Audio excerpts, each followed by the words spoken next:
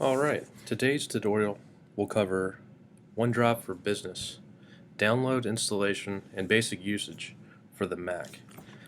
We want to start by going to the Microsoft Download Center. And one thing I want to point out before we get started is that the OneDrive Business Mac Sync client is only compatible with Mac operating systems 10.9.5 or above. And for those nominal learners out there, that would be our Mavericks. So if you don't have Mavericks, the Mavericks OS installed on your Mac, then you will need to either upgrade or you won't be able to use the sync client. Doesn't mean you won't be able to access OneDrive in the cloud online, which I'll show you a bit later. But in order to download this sync client, that is a requirement. So assuming that everyone has that requirement met, let's go ahead and start our download here. Alright, so we got our OneDrive for Business installer package here. Let's double click that. And let's walk through the installation process. Sounds good. Agree.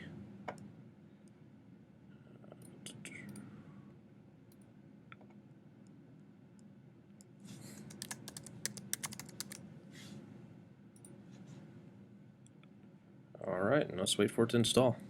Alright, so our OneDrive for Business sync line is installed. So let's go ahead and start it up for the first time. Let's go to our applications folder. Let's find it in here. Double click it, and this will help us initialize our setup for the first time. Alright, so we see that we have this little OneDrive cloud that pops up on our title bar there. Also, we have this setup process. Let's get started. You want to enter in your credentials.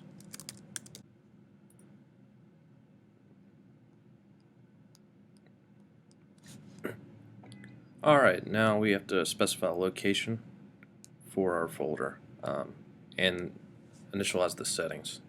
So open out login, hide the dog icon. That sounds good. I'm going to go ahead and place mine in my user folder here.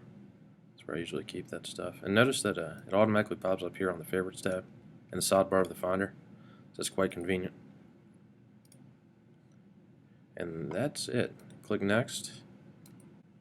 Okay, so we successfully installed our Business Sync client for our Mac. In the next coming tutorials, we'll go over some of the usage, some of the utility functions of OneDrive and how you can access it both from your desktop here with that sync client we just installed, but also in the cloud where there's so much more opportunity and possibility.